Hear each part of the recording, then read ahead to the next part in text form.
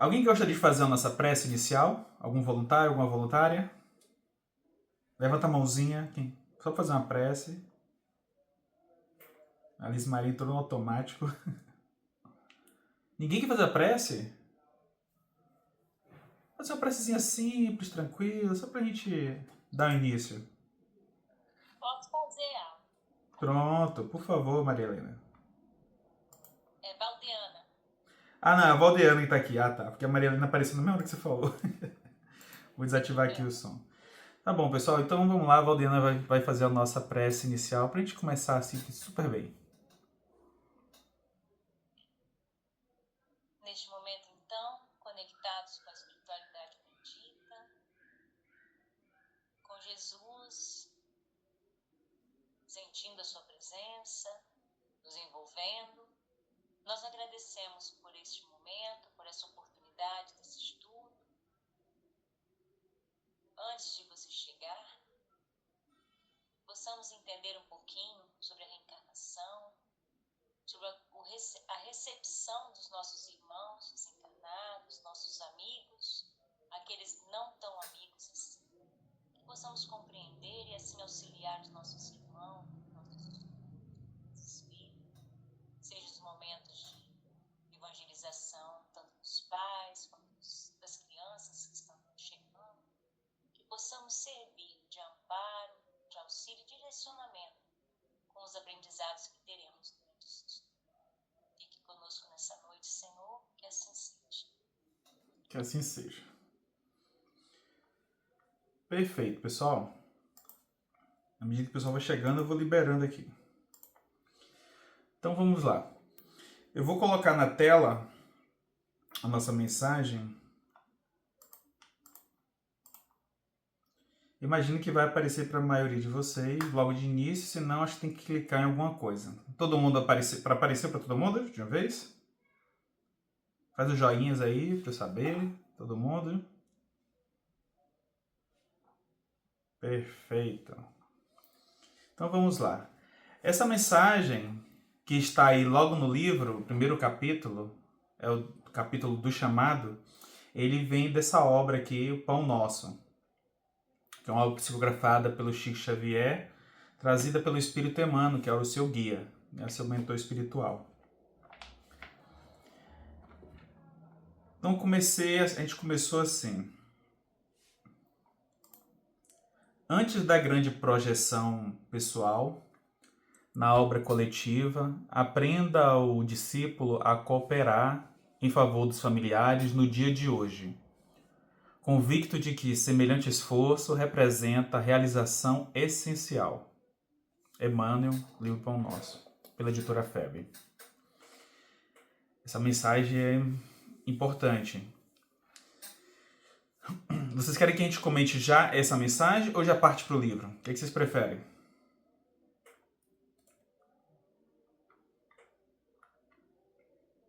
Eu acho que pode comentar, Alan. É? Fica a seu critério.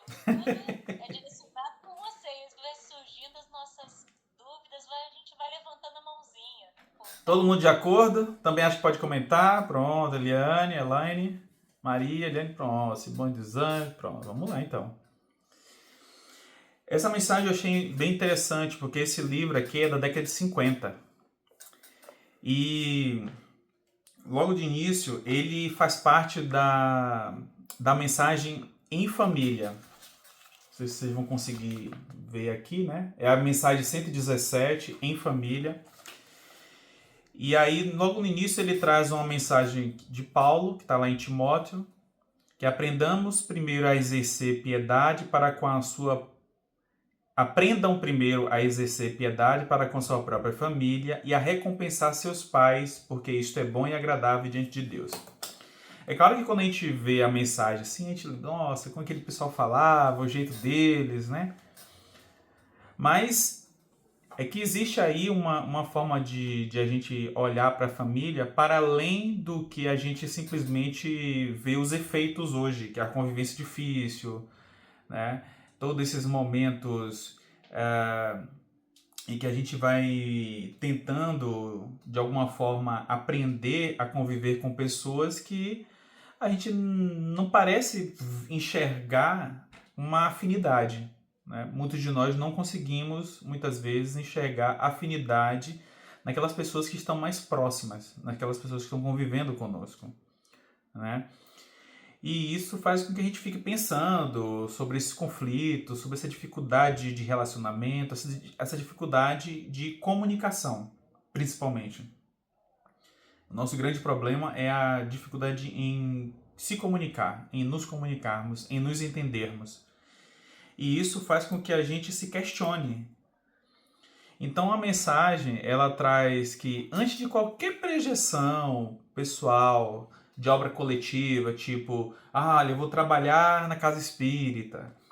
E aí na casa espírita eu trabalho com a equipe da assistência social, da atividade social, com a sopa, seja no farnel, seja entregando material na rua. Nessa época de frio, por exemplo, para a maioria de nós que estamos do centro-oeste, sudeste, sul, esfria muito. Já no norte, nordeste, já nem tanto. Né? Especialmente no nordeste não se esfria tanto. Esfria quando tem chuvas e ventos. Né?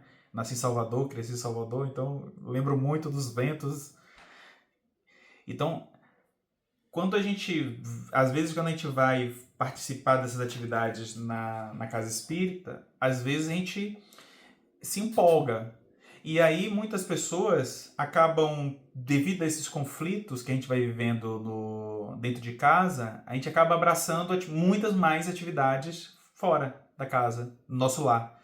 A gente começa a abraçar uma atividade aqui, uma atividade ali, porque a gente quer ser útil onde as pessoas nos enxergam como pessoas úteis. Então, obviamente, se as pessoas de fora do meu lar estão me vendo, me reconhecendo que eu posso ser útil lá, é óbvio que eu vou começar a trabalhar lá. Mas aí Emmanuel traz essa reflexão de que antes que a gente comece a imaginar essas coisas, de achar que eu estou fazendo palestra, eu estou fazendo um curso, atividade, isso, aquilo, fora que a gente aprenda também cooperar, ajudar, estender a mão, ouvir, que é o mais difícil de todos. Né? O mais difícil de tudo talvez seja ouvir. E aí nesse ouvir, tentar compreender que talvez haja ali uma necessidade de sacrifício da nossa parte. E aí aprender o discípulo a cooperar em favor dos familiares nos dias de hoje, desta encarnação. Porque lá no texto, quando você vai mergulhar mais no texto, ele vai explicando os detalhezinhos assim que eu falei, meu Deus do céu, me lembra Alcione em Renúncia. O quanto que ela fez de renúncia. E a gente não está preparado, obviamente. Eu sempre olho para a Renúncia como uma obra assim, que está muito além da minha capacidade de compreensão e de aceitação do tanto sacrifício que ela faz em não viver esse momento, não viver os dias de hoje, né? Então, isso faz com que a gente pense, né, reflita se a gente tem essa capacidade. Então, ele dá continuidade, né, em favor dos familiares do dia de hoje, convicto de que semelhante esforço representa a realização essencial, ou seja, a nossa essência enquanto encarnados é para vir aqui para tentar sacrificando um pouco de nós, que a gente entenda que a gente precisa favorecer isso, fazer isso em favor de uma coisa maior. Né? E aí lá mais à frente do texto ele vai dizer por que é isso. Né? Porque se a gente não tem capacidade de... Como é que a gente vai ajudar ou pegar um trabalho, uma atividade de 10, 100 pessoas, 1000 pessoas, se a gente não tem a capacidade de cooperar agora, né? Então, é difícil. Não é fácil. Mas, partindo para o livro. Deixa eu só ver aqui vocês. Acho que agora eu não vou conseguir ver, né? Eu não sei. Ó, vocês não se escondam no vídeo não, viu, gente? Aparece no vídeo aí, pelo amor de Deus. Saber que vocês estão aí. Depois a gente, se alguém vocês estiverem com o livro na mão, depois a gente faz um print na tela para eu ver quantas pessoas já receberam o livro, porque muita gente comprou o livro, né, nas últimas semanas. Algumas receberam a tempo, outros estão chegando aí essa semana e na próxima, né, e outras porque está chegando ainda o livro. Mas seguindo com o capítulo, vamos lá. Antes de um espírito... Eu falei, só um adendo. Eu tinha falado com vocês para trazer a água, né? A água de vocês já deve estar por aí, o copinho, garrafinha d'água. Porque a ideia desse livro, para quem já leu a apresentação dele e o sumário dele, a ideia do livro é para que ele faça sentido para a gente ler, principalmente se for o casal, né? Ler junto a mensagem e essa mensagem a gente ir degustando ela aos pouquinhos, conversando entre o casal. E, claro, quando você faz essa leitura, você faz a reflexão. Então é como se a gente fizesse uma brincadeira, uma espécie de evangelho no lar com o livro, mas sem substituir o evangelho no lar. Você continua fazendo o evangelho lá na terça-feira, então continua fazendo na terça-feira. Você escolhe fazer essa leitura com o seu parceiro, sua parceira, na sexta. Então faz na sexta-feira. Como se fosse um evangelho no lar para vocês e reflete sobre a mensagem. Então o que a gente vai fazer aqui é mais ou menos isso. Então, antes de um espírito se unir à matéria no ventre de uma mãe, ele permanece em aprendizado e preparação no plano espiritual. Lá no Livro dos Espíritos, aprendemos que os espíritos escolhem ou aceitam as provas pelos quais precisam passar, muitas vezes em concordância com aqueles que serão os seus futuros pais. Estão lá nas questões 258 até 273 do Livro dos Espíritos. Eu peguei o pequenininho, fica mais fácil para mostrar para vocês. Então, da questão 258 até a 273, tem inúmeras perguntas. Então, algumas delas, só para a gente ver como que os espíritos falam, né? No estado errante e antes de tomar uma nova existência corpórea, o espírito tem consciência e previsão das coisas que lhe sucederão durante a vida?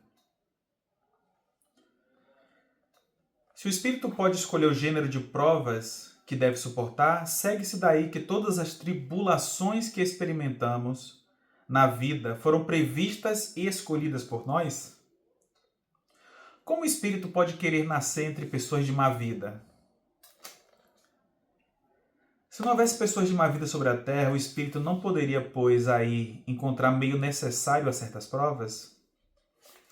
Então a gente percebe que tem várias perguntas neste ínter aqui de questões do Livro dos Espíritos, que Kardec coloca, justamente para a gente perceber que esse peso que nós estamos carregando, que nós estamos sentindo nesta encarnação, grande parte delas fomos nós que de alguma forma escolhemos. Às vezes a gente não percebe, tipo, mas logo essa aqui? Talvez não exatamente esta, com detalhes, essa tarefa, essa dificuldade que você está passando. Mas um conjunto da obra, ela foi escolhida porque é o que a gente precisa passar. E também não quer dizer que você não esteja suportando muito bem esta prova, que é o fim do mundo, não. Né? Porque a gente está precisando passar por elas e isso vai nos burilando. E a gente tem um tempo que for necessário para a gente aprender. A gente tem que fazer o movimento de ir até o encaixe dessas percepções, dessas provas.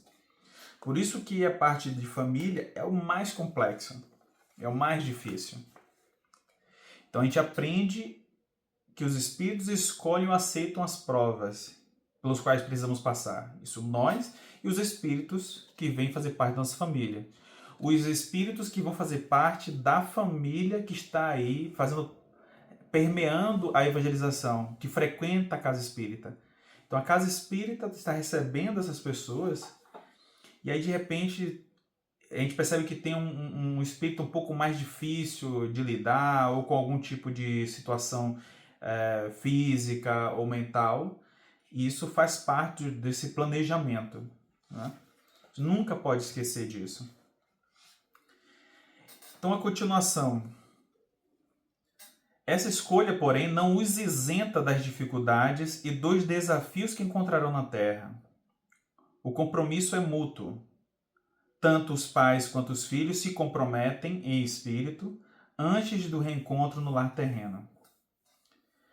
Então, essa escolha das provas, obviamente, não vai isentar as dificuldades. Ah, eu escolhi tal coisa. Ah, então não vai ser tão difícil assim porque eu que escolhi. Então quer dizer que eu moldei um pouco a forma com que essa dificuldade vai se apresentar. Não.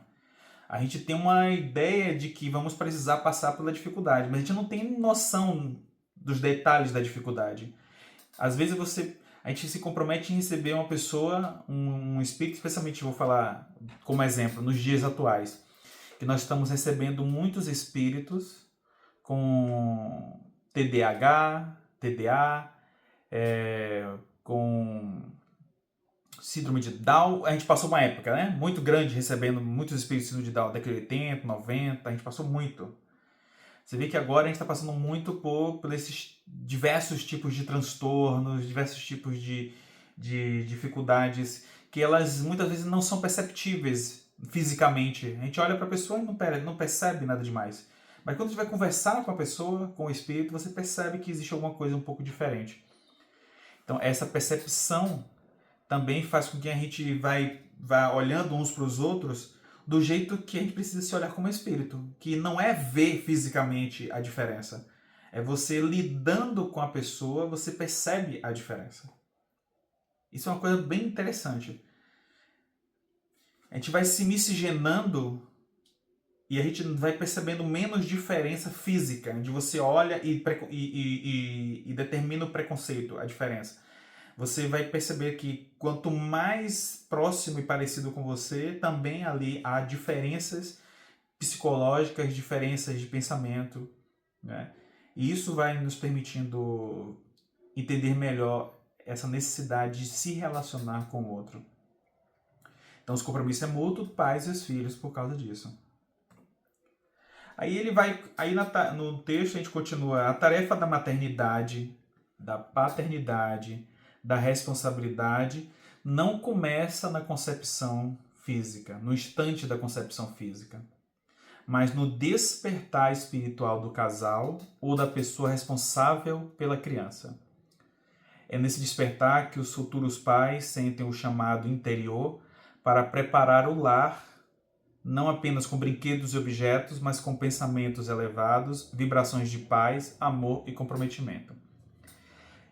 Eu acho que quando escrevemos essa parte, eu acho que tem o ponto principal já da primeira página, que é a gente perceber que dentro dessa tarefa que nós pais nos colocamos, porque a gente fica sempre pensando que a missão maravilhosa, né, de ser pai, ser mãe, a gente sempre acha que é uma missão assim absurdamente importante.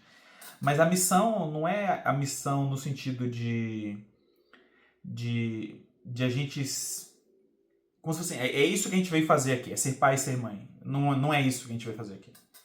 A gente parte da nossa missão maior, que é alcançar a perfeição, conforme consta lá na questão 115 do Livro dos Espíritos e de vários outros momentos. Dentro dessa missão maior, que é você se comprometer em você mesmo, dar os passos para frente, para a evolução, para a sua evolução, quando a gente se percebe e se valoriza, a gente começa a valorizar tanto a nós mesmos, no sentido de perceber que a gente precisa se amar mais, que esse amar ele não perpassa pelo egoísmo, de eu pensar somente em mim. Ele perpassa pela ideia de conjunto, no sentido de que eu preciso dar o exemplo para o outro, de que eu posso ficar bem, de que eu preciso ficar bem, de que eu posso caminhar. Então, essa tarefa da maternidade e paternidade, ela é também uma tarefa de responsabilidade. Então, ela começa antes da concepção física, porque ela começa quando a gente, lá atrás, antes da nossa encarnação, a gente começa a fazer os arranjos e os compromissos para quando nós vamos nos reencontrar. Isso talvez, eu acho que a doutrina espírita nos faça assim pensar de uma maneira um pouco diferente do que a gente estava acostumado a pensar. Porque há muito tempo atrás a gente não pensava desse jeito. A gente imaginava apenas que a gente não conseguia refletir muito sobre o antes. né? A gente olhava e dizia, Deus. Né? A gente, pronto, era essa toda a resposta que a gente dava. Mas a gente começa a perceber que a gente faz parte do processo mesmo, porque a gente participa do planejamento nosso, dos nossos pais, a gente participa muitas vezes, dos nossos filhos, a gente participou, e às vezes até dos nossos netos, né? Até dos nossos netos também, e os nossos avós participaram do nosso planejamento também, para receber, para poder estarmos aqui todos bem, nos relacionando, né? Então, não é só uma forma de a gente enxergar aí numa relação casual, né? Então, essa tarefa ela está lá no despertar espiritual do casal. Por isso que a obra, junto com o Livro dos Espíritos, junto com uma obra fantástica que eu sempre recomendo, que os Nossos Filhos São Espíritos, do Hermínio de Miranda, ela faz a gente refletir justamente sobre isso, sobre essa necessidade que nós temos como espíritos imortais de perceber que a gente tem compromisso com quem veio antes e tem compromisso com quem vem depois. Essa ideia de a gente entrar nessas discussões geracionais, de dizer, a geração de hoje essa é muito folgada, a geração de hoje é preguiçosa, a geração disso. Essa é uma discussão em que a gente não entendeu, porque essa geração que está aí é a geração que nós criamos, nós ajudamos a formar. Então, a gente não querendo que elas passem pelas mesmas dificuldades que a gente passou, a gente foi amaciando a vida para eles, assim como nossos pais tentaram fazer conosco. Porque a gente não pode esquecer que os nossos pais facilitaram muito a nossa encarnação. Nossos avós também. A geração dos baby boomers foram aqueles que viveram, cresceram, nasceram numa época em que tinha acabado de acontecer 2 guerras. Então, não é algo fácil você conversar com essas pessoas que viveram uma escassez muito grande, uma dificuldade muito grande. Tem que botar a mão na massa para tudo. Hoje a nosso botar a mão na massa é o intelecto em grande parte. É trabalhar para estudar, para aprender o que a gente está fazendo aqui. É justamente isso, aprimorar a forma de pensar. Aprimorar para a gente entender de fato como as coisas são. Não como as coisas são porque a doutrina espírita está dizendo que é assim, mas como as coisas são, e a doutrina espírita está nos falando como eles, como nós, lá, estando lá, a gente relata como é lá e por que nós estamos voltando para cá. Olha só que forma profunda de que a doutrina, os espíritos nos fazem pensar. Então, é nesse despertar que os futuros pais sentem o chamado interior para preparar o lar, não apenas com brinquedos. Vamos preparar o quarto, pintar de azul, pintar de rosa, verde, amarelo, e botar os objetos, mas com pensamentos elevados, porque no frigir dos ovos, né, na hora de quebrar os ovos, na hora de espalhar lá, de fazer a refeição, a gente vai perceber que o que importa são a quantidade de detalhes que você vai colocando. Você coloca o sal para dar o sabor, se você vai deixar mais tempo do que o necessário no forno, se você vai tirar no ponto certo, se vai tirar antes do ponto, vai tirar depois do ponto. Então, esses pensamentos elevados é que demanda hoje da gente paciência, estudo e movimento. Talvez isso seja o mais interessante. Não importa a configuração do lar, 2 mães, 2 pais, avós, tios, ou mesmo um único coração desejoso de amar. Todos estão igualmente capacitados a construir esse ambiente de acolhimento. Às vezes a gente fica tão preocupado, e muitas pessoas ficam preocupadas como é que as pessoas vão formar os seus lares. Porque são 2 pais, são 2 mães. Porque a mãe é solteira, o pai está sozinho, a mulher abandonou, o marido abandonou. E a gente não percebe que esse coração único ali na atividade, talvez ele seja muito mais forte do que se o outro estivesse, porque o outro acaba não entendendo sua tarefa. Então, por isso que nossas gerações, geração de 80, 90, 70, principalmente 80, 90, né, 70, 80, 90, é uma geração em que as mulheres tiveram que batalhar muito sozinhas, para serem mães e pais muitas mães não gostam disso, né? Mas serem mães porque não tinha a presença do pai. Porque o homem em si, ele não assumia a sua responsabilidade. Já os anteriores, os outros casais, muitas vezes viviam em conflito, né? Mas, é claro que a gente não tem como especificar aqui, porque o objetivo não é esse. Mas, diante de todas essas configurações, a gente precisa sempre respeitar como que elas foram formadas, como elas estão constituídas e como elas foram planejadas. Porque muitas vezes as pessoas que se vão na relação, elas não ficaram para o comprometimento. E é por isso que a maioria das mães sem a rede de apoio, das mulheres sem a rede de apoio, elas que constituem a base familiar. Elas que constituem a base familiar. Então, todos estão igualmente capacitados a construir esse ambiente de acolhimento. Por isso que as mães são as que mais acolhem. O homem, ele não consegue aprender, ele tem maior dificuldade para aprender a acolher.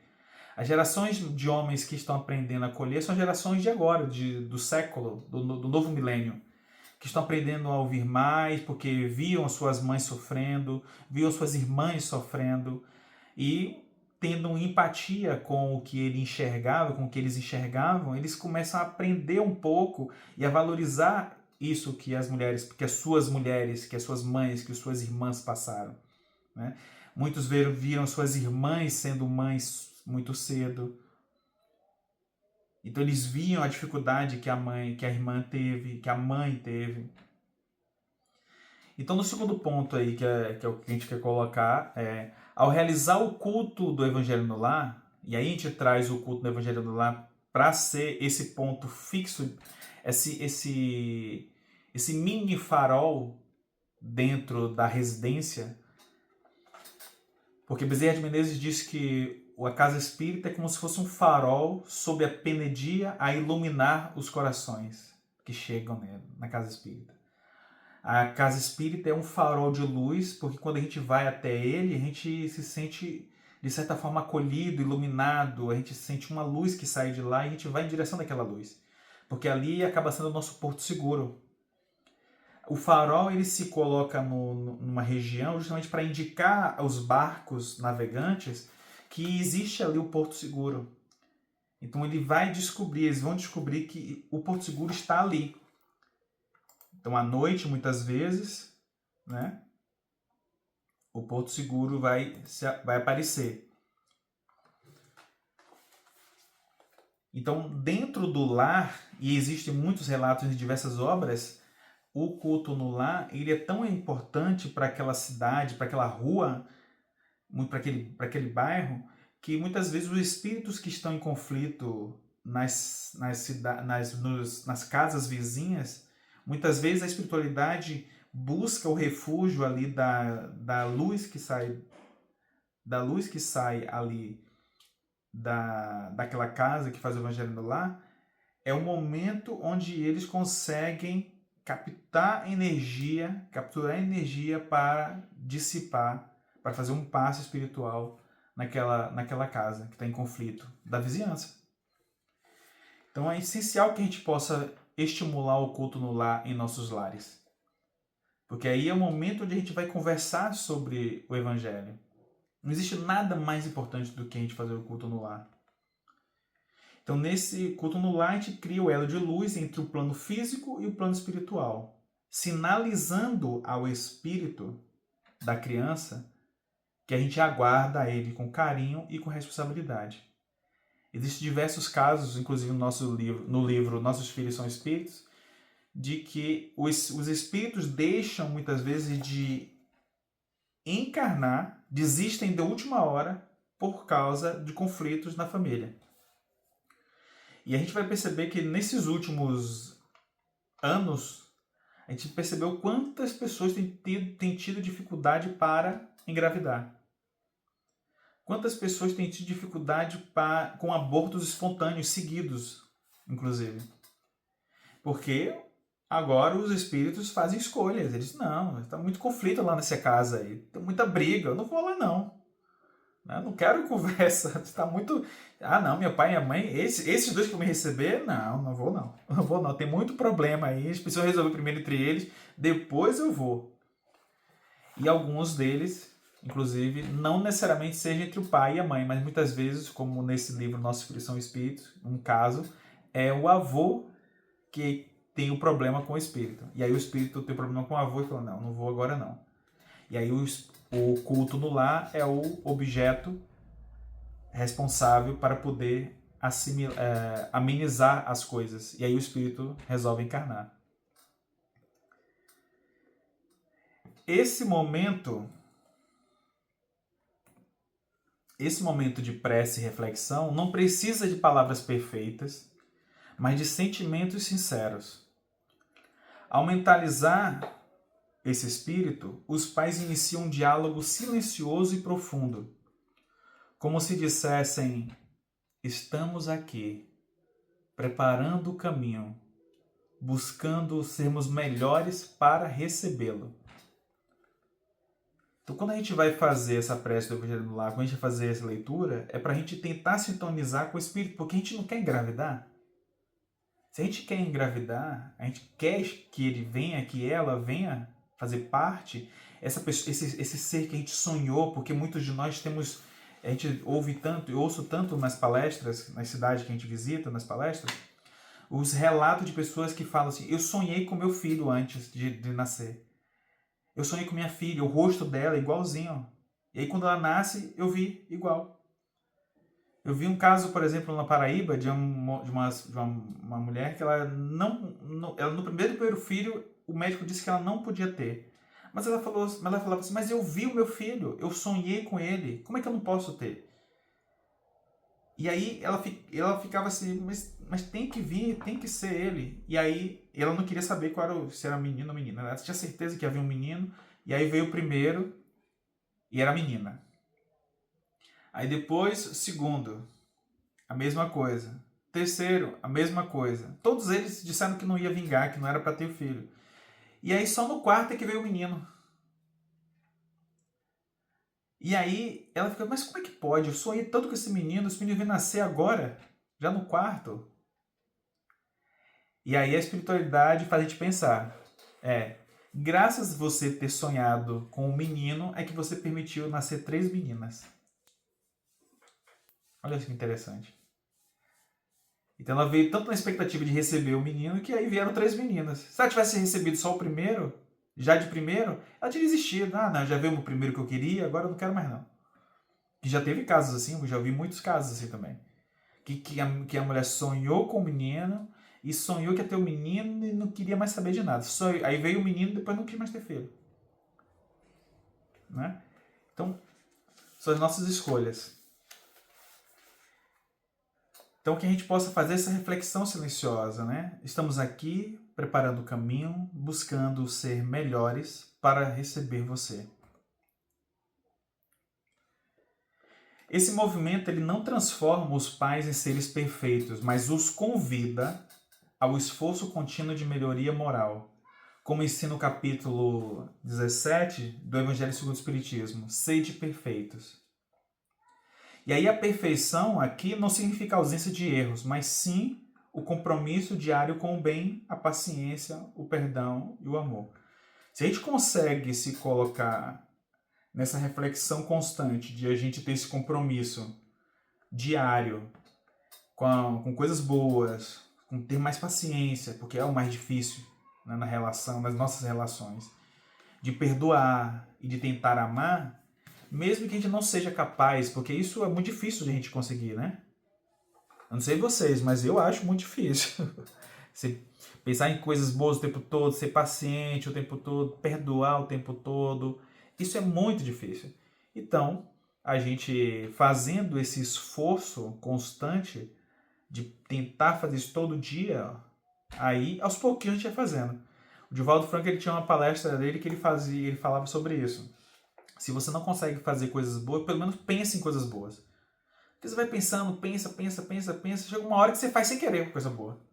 Você diz: meu Deus do céu, eu não queria nem fazer isso. Aí você faz uma coisa boa. Aí de repente você faz uma coisa boa hoje, uma coisa boa na semana que vem, Aí daqui a pouco você estimula seu marido a fazer uma coisa boa ali também, o seu pai, sua mãe, de repente está todo mundo fazendo uma coisa boa ali. Todo mundo fazendo uma coisa boa. E aí você começou de uma forma despretensiosa. Mas de repente esse fazer uma coisa boa começa a virar um hábito. E aí a família está fazendo melhores escolhas. Né? Esse é o nosso grande objetivo aqui, enquanto encarnados. Então é importante lembrar que esse espírito que se aproxima pode trazer ideias, gostos e comportamentos diferentes do que os pais imaginam. Isso é natural e é necessário para o progresso de todos os envolvidos. A diversidade dentro do lar é uma oportunidade divina de aprendizado, desenvolvimento da tolerância e fortalecimento do amor incondicional. Então a gente precisa lembrar que este ser que vem fazer parte da família, especialmente na evangelização, às vezes a família já tem um filho, e aí está querendo ter outro, de repente já aparece, né, vem, e a gente não imagina que ele vai trazer ideias diferentes, talvez gostos diferentes, igual quando a gente brinca lá com o livro que a gente escreveu, Magali Outras Vidas. Os nossos gostos podem ser diferentes, os nossos medos podem ser diferentes. Por que a gente tem medo de uma coisa e o nosso filho tem medo de outra? Por que a gente tem os nossos filhos educados de forma igual e eles têm gostos diferentes, personalidades muito diferentes? Porque são espíritos diferentes. Uma trajetória diferente, uma história diferente, uma jornada diferente. Aí na brincadeira do livro Magali Outras Vidas, a gente vai falar sobre isso. De tantas encarnações ela passar por algumas experiências de encontros e desencontros, aí daí o motivo pelo qual ela ser comilona. Né? É aí que a gente revela como ela se torna comilona. Então a gente precisa perceber que, se a gente olha para o filho que ele tem mais dificuldade para uma matéria, ele tem muita dificuldade com matemática, então isso pode ser parte de uma jornada. Então a gente precisa ali, de repente, deixar com que, especialmente essa matéria, seja aprendida de forma mais lúdica possível. Né? De um reforço, né? Uma escola, uma atividade que possa fazer com que isso seja mais dinâmico, mais gostoso. E a gente muda um pouco.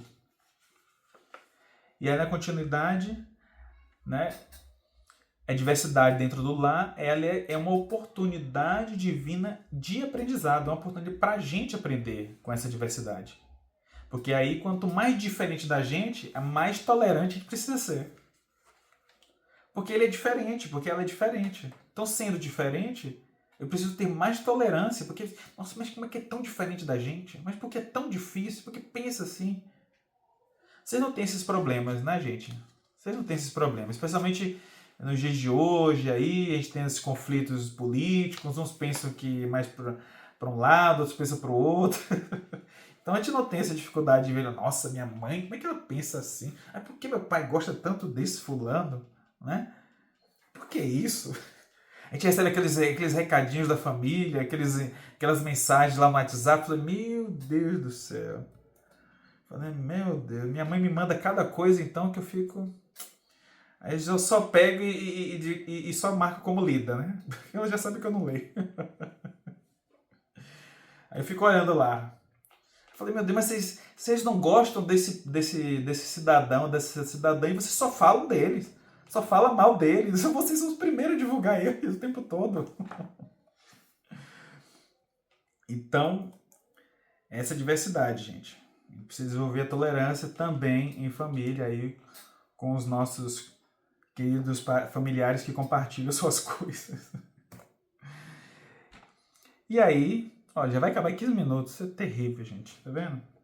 Ao atender esse chamado, os pais não apenas se preparam para acolher um novo ser, mas também permitem que o espírito da criança perceba, desde já, que não chegará ao acaso, mas será fruto de um desejo consciente de amar e cuidar. Ao atender esse chamado, os pais não apenas se preparam para acolher o ser, mas também permitem que o espírito da criança, que está lá esperando, olha, deixa eu ver se é isso mesmo, que esse pessoal está aqui dizendo que quer me receber, que me ama, que está aí, deixa eu ver se é isso mesmo. Então, para que ele perceba, que esse espírito perceba, que ele não vai chegar aqui ao acaso não vai ser de qualquer jeito. Que aqui ele vai chegar com base em um planejamento real. Não apenas desejo, eu quero ter filho porque eu gosto de brincar. É muito fácil, né, falar. Muita gente acha que ter filho é como se fosse um momento de brincadeira, como se fosse brincar de casinha, brincar. E não é isso. A gente está aqui querendo receber uma criança, um espírito, porque a gente quer passar pela experiência de cuidar de alguém, de deixar um legado, né, de deixar um pouco do que eu aprendi para o outro também. E isso já está comprometido antes. Então ele é o fruto de um desejo consciente de amar e cuidar. Agora não pense que esse amar e cuidar vai ser fácil, porque ele não é. Né? A gente ouve as histórias aí e não é. A gente vê as nossas histórias e a gente percebe que não é. Então esse desejo, isso aqui é que vai fortalecer os laços que estão ainda invisíveis aos olhos da carne, mas já profundamente sentidos no nosso coração.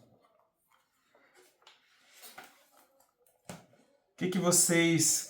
9h45 e eu estava esperando fazer a leitura bem mais rápida, mais curta, para que a gente pudesse ter as reflexões. Vocês pediram para fazer o contrário, para fazer junto, e acabou ficando um pouco. Mas não se preocupem, tá? A gente vai abrir aqui um pouquinho, ainda tem uns minutinhos, mas a gente vai abrir o grupo e vou deixar uns dias o grupo aberto para a gente poder fazer envio de mensagem e refletir sobre o que a gente viu aqui, daquilo que a gente leu, daquilo que vocês leram, e também que a gente possa aprimorar esse capítulo. Tá bom? Deixa eu ver aqui. O que vocês acharam dessa leitura, desse primeiro capítulo? O que vocês sentiram? Quero ouvir vocês agora dúvidas. Vocês podem escrever as dúvidas ou podem pedir aí a mão, levantar a mão para poder falar. A gente não vai poder falar muito tempo por causa do timing. Alguém quer levantar a mão? Vou tirar aqui para a gente... Olha, tá cheio de gente. Quem está com o livro? Tem alguém que está com o livro aí? Para mostrar? Fica todo mundo com o livro aí, só para eu ver se eu tiro um print aqui de vocês. Todo mundo assim, com o livro. Muito bem. Deixa eu tirar outro, peraí. Segura um pouquinho. Segura aí que agora vai... É tipo uma foto, né? Pronto, depois eu mando lá no grupo.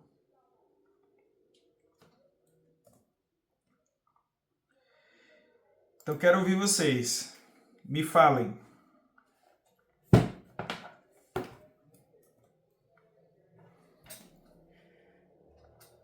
Vocês vão preferir escrever? Vão levantar a mão. Olha, tem gente levantando a mão. A Cleide. Cadê você, Cleide? Pronto. Tá liberado, acho que o áudio. Pode falar.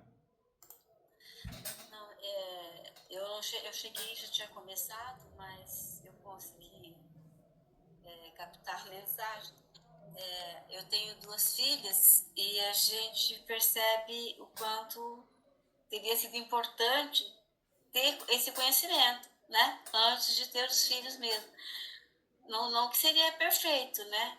Mas tendo o conhecimento, acho que a gente poderia ser diferente.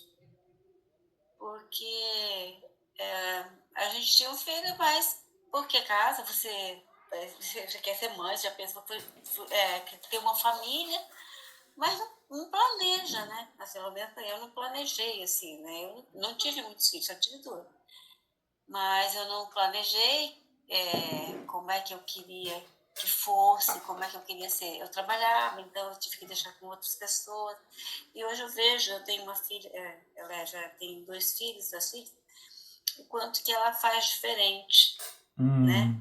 Assim, o quanto que ela também trabalha, mas ela prioriza a família dela e as filhas, que são crianças ainda, e eu priorizava outras coisas, eu priorizava o meu trabalho, o ganhar, para poder dar, né? Dar coisas.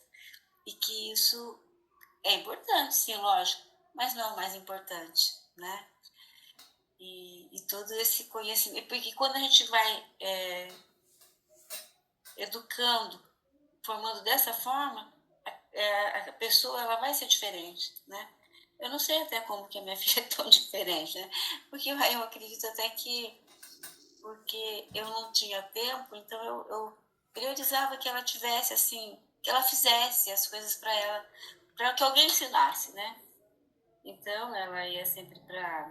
Na época eu ainda não participava da doutrina, até conhecia a doutrina, mas não ia sempre. Ela ia algumas vezes comigo, mas eu me Uhum. casei, meu marido é católico, e a gente ia para a igreja, e ela é bastante... eu nunca fui, né? Ela é bastante devota, né? Na fé dela. Eu acho muito lindo e eu nunca fui contra. Eu nunca vou ser, né? Não Uhum. interfiro na educação das filhas dela, porque eu acho que ela está acertando. Não importa se ela é espírita, se ela é Sim, evangélica ou sim. católica. O importante é que ela tenha esse coração amoroso, né? Sim. E essa visão, né? De, de educar com sabedoria, assim, né? Acho que é isso, mais ou menos, que eu senti agora, né? Refletindo sobre mim mesma. Sim, sim. Olha, eu não vou falar muito, não, porque se alguém tiver, já levanta a mão aí, tá? Alguém queira mais, por favor, aproveitar, compartilhar. Vai ser muito bom ouvir vocês. Eu imagino que a sua percepção, mesmo que você ache assim, eu queria dar, em vez de. Você precisava trabalhar, né? Eu não sei qual era a sua realidade, mas provavelmente você precisava trabalhar. E se você não trabalhasse, talvez sua situação ficasse muito difícil, talvez você não conseguisse dar o mínimo que ela precisasse para hoje ela conseguir ser o que ela está sendo. Então, é um aprendizado para você, para ela, para todos nós, né? É verdade. A Valdiana tá querendo falar aqui. Deixa eu ver aqui. Pode falar. É, eu estava aqui refletindo também, né? Estava tentando entender um pouquinho, porque assim como a Cleide, eu também já tenho meus filhos, né? Tive alguns filhos antes de me aprofundar nos estudos da doutrina, mas a gente vê que realmente são diferentes, né, a criação da gente. E conforme a gente vai estudando a doutrina, a gente vai buscando o nosso aperfeiçoamento moral, né, melhorando um pouquinho, a gente vai se conhecendo, né, eu acho isso muito interessante na doutrina espírita, porque faz a gente refletir, se conhecer, entender aonde a gente falha, como que a gente errou no passado, né? E como que a gente pode melhorar. E até meus filhos mais velhos, eles implicam assim, na minha época não era assim, agora com o Fábio é diferente, né? Se fosse na minha época, não podia fazer dessa forma.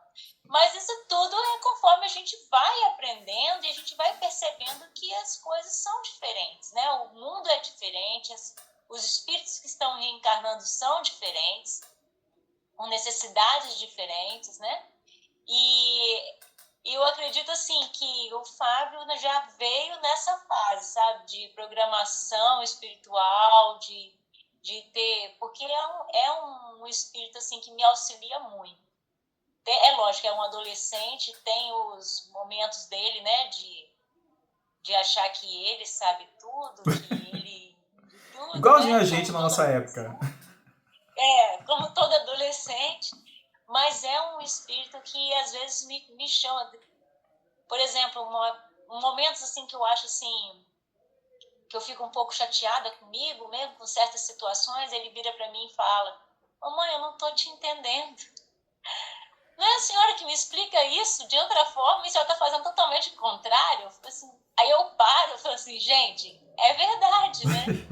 Porque o bom é isso, porque eu estou passando, ele está aprendendo e ele está me ajudando a me melhorar também, né? Que às vezes a gente precisa do outro para a gente se melhorar. Por isso a gente vive em sociedade. Então, é muito bom a gente aprender com os nossos filhos também. E não só com os nossos, né? Mas com os filhos dos nossos amigos também, da evangelização e tudo mais, né? Sim. Obrigada. Mas é isso mesmo. A gente. Eu falo muito que assim, eu aprendo muito ouvindo as histórias de vocês. As histórias que eu ouço nas viagens, nas palestras. Porque quanto mais você está aberto a ouvir, mais você pode aprender. Se você achar que só você tem para poder dizer pro outro o que o outro tem que fazer é muito fácil, né? E é uma ilusão, é uma cegueira. Vamos ver aqui a Sandra. Pode falar, Sandra. Boa noite, pessoal. Desculpa o atraso, que eu participo de outra reunião, por isso que eu entrei atrasada. Sou de Nova Serrana, em Minas. Prazer estar com vocês. Ouvindo aí o estudo, o que a Cleide comentou, eu me olhando também, assim, eu aprendi, porque eu tenho 4 filhos. E é engraçado que quando eu tive a primeira filha, logo lá no hospital, quando ela nasceu, eu já falei para minha mãe assim, eu quero ter 4. E eu fiquei viúva com 3 pequenos, né? Não. Aí eu falei com a minha mãe, não, minha meta era só 3. E não é que o quarto veio depois de um relacionamento relâmpago. E eu crio, agora ele está com 15 anos, né? Eu já sou avó de 3. Não. E assim, eu vejo como a espiritualidade funcionou, assim, do jeito que você falou aí, que você estava lendo aí, eu lembrando. Eu sonhava com esses filhos, sonhei com meus netos, parece que, igual você disse, estava tudo programado já, né? A gente vem com esse preparo. E eu falo assim, eu fiquei viúva muito novinha, com 25 anos e 3 filhos. E foi uma força para criar esses meninos, assim, sempre fui muito forte, madura. E graças à doutrina também, né, que eu falo, se não fosse a doutrina na minha vida, eu não tinha vencido, né? Estou vencendo como eu me sinto, assim, bem hoje. Uhum. E eu já vivi essas frustrações que a Cleide comentou. Vendo as minhas filhas hoje sendo mãe, né? Criando bem meus netinhos, né? Eu sei. E eu pensava, não, que eu tinha que sair para trabalhar e né, sustentar a casa e dar eles de tudo. Então, assim, eu tive uma fase, assim, muito de culpa. Mas hoje eu vejo, assim, que a gente dá o que tem, né? Sim, com Eles certeza. têm o que precisam, a mãe que precisa, os Claro. pais, né? Todos nós. E quando a gente enxerga dessa forma, você vê que tá tudo certo. É tudo certo. E que você criou bem, olha, né? Assim, a gente criou bem os filhos e eles estão sendo pais bons, né? Então, Esse é o mais isso importante. vale muito a pena. Esse é o mais importante, Sandra. O tempo está em 2 minutos e é uma pena, né? Porque na próxima a gente eu vou melhorar isso, tá? No estudo. No próximos estudos eu vou deixar mais tempo para vocês, vou conseguir concluir mais, tá? E é uma pena que a gente não conseguiu ouvir mais, mas eu vou abrir no grupo. Compartilhem textos, compartilhem áudio, vídeo, manda um áudiozinho lá de 1 minuto, 2 minutos, 3 minutos, não importa. Tá? Não pode ser mais de 3 minutos assim, manda 2 de 3 minutos, para a gente poder trocar, porque essa troca é muito importante. Pessoal, eu gostaria de agradecer muito a participação de todos vocês e pra gente poder encerrar agora tranquilo, a gente poder agradecer a espiritualidade amiga, porque nós tivemos essa oportunidade de estarmos aqui juntos. Que a gente possamos retornar para os nossos lares, reivindicar tudo que a gente precisa e que a gente possa retornar aqui com saúde para os próximos encontros. Que assim seja.